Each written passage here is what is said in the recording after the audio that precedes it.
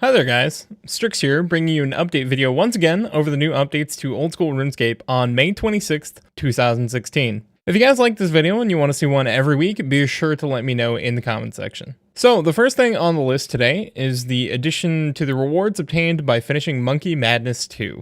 If you're worried about spoilers for the quest, it's probably best to pause now. The addition I'm talking about is of course the new method of training Hunter.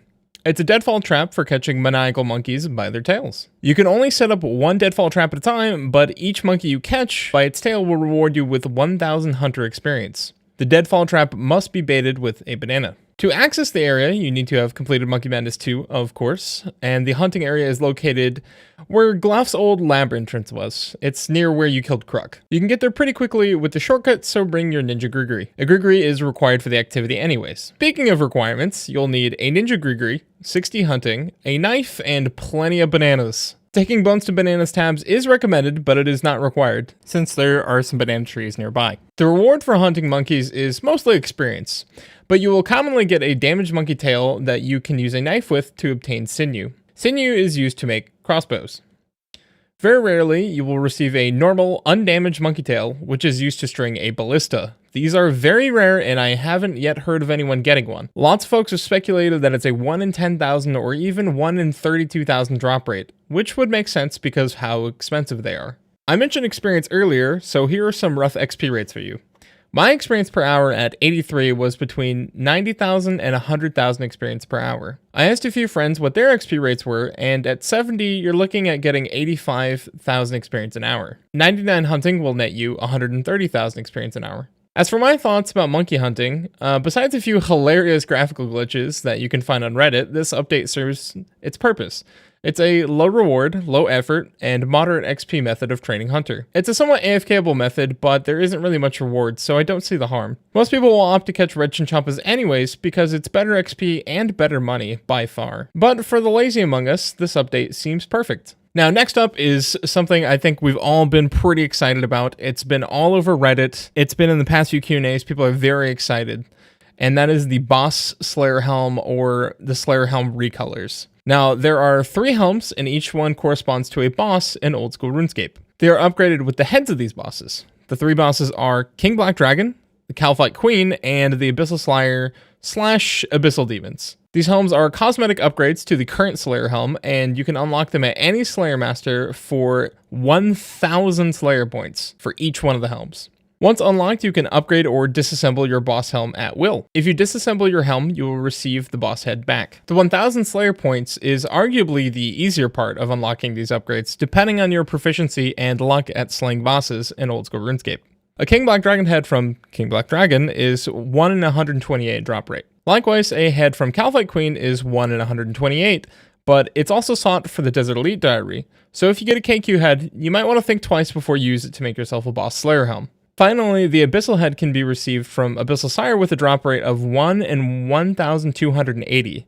This is derived by multiplying the drop rate of an unsired, which is 1 in 100, by the rate of an Abyssal Head from your unsired loot, which is 10 in 128. Or you can just get one by killing an Abyssal Demon, but that's a much rarer rate, at 1 in 6,000.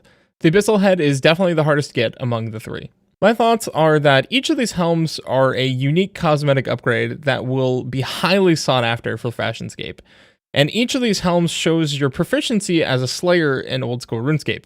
They all look pretty badass, and I've seen some great Fashionscapes around the game, watching streams and so forth. A lot of us spend a good amount of time wearing our Slayer helms, so, why not let them have a bit of flashiness? Personally, I think this is a great update, and I find the Abyssal Slayer helm to be the most attractive of the bunch. Initially, I came into it thinking that the KBD helm would be the best looking, but let me know in the comments which one is your guys' favorite. I'd love to hear. It's worth noting that the inventory icon for the Slayer Helm has also been changed slightly.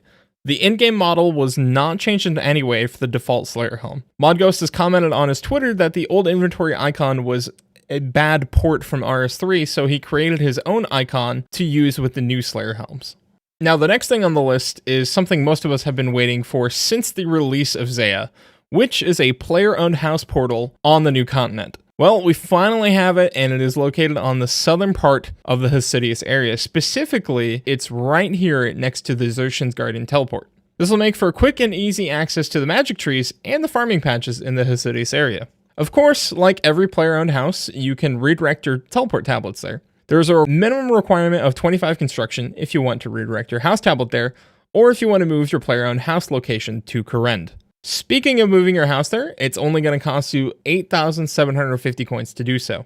Personally, I'm very happy we have a player-owned house on Korend now. It makes the content much more easily accessible. There's quickly becoming a lot of things to do on Zeya, and there's only going to be more in the future. So adding more methods of quickly accessing the continent is something that we all can agree is a great idea. The final new addition for the week is aimed at lower level accounts and Ironmen. Fruit stalls have been added to Korend, and you can steal from them. Now, when I say this update is aimed at lower level players, we're talking 25 thieving. This is aimed squarely at the noobs. In addition to 25 thieving, you're going to need 15% Hosidius favor at minimum.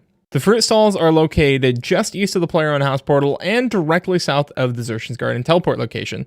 They're just under the magic trees. Once you've arrived at the location, you'll find 2 guard dogs patrolling the area, much like guards patrol the marketplace in Ardy. I found out, however, that you can simply get them stuck inside the shop. This makes for some pretty carefree thieving XP because you don't have to worry about getting caught. Speaking of XP, you should expect somewhere between 30,000 and 35,000 experience an hour.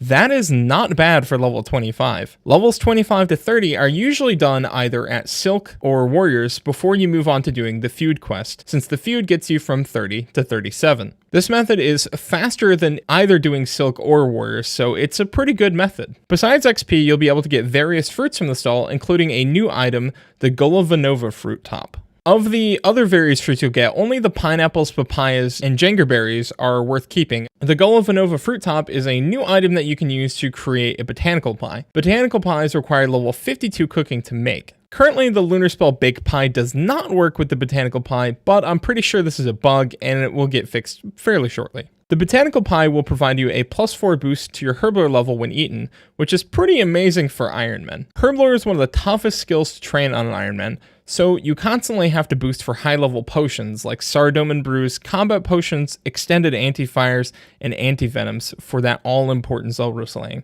Overall, my thoughts on the new thieving method are that it's going to miss the majority of players, but it's very nice for those who it does affect, and that's those who are training new accounts or playing Ironmen. It's a real pain to constantly have to catch rats in that stupid basement in Edgeville so that we can boost with stews. So spending 10 minutes of time on Zeya to get a couple botanical pies is something I'll definitely be doing from time to time. Just 2 pies is 4 boosts.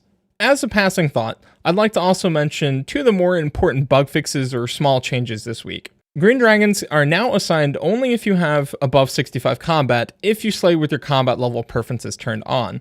This should make it a little bit easier for low-level slayers out there, but it makes me wonder why we have baby green dragons in the first place. Baby green dragons are located in the Brimhaven dungeon, and not very many people know about them, which is I think why they put this in there. They probably get a lot of complaints from low-level players, because I know high-level players who have no idea that baby green dragons exist. Finally, a degraded Carol's crossbow will now function as a regular bow without any combat stats, instead of defaulting to a controlled melee experience mode. So Pures everywhere can rejoice that this very bizarre corner case has been fixed, and I'm sorry to that guy who got screwed over by getting 4 defense.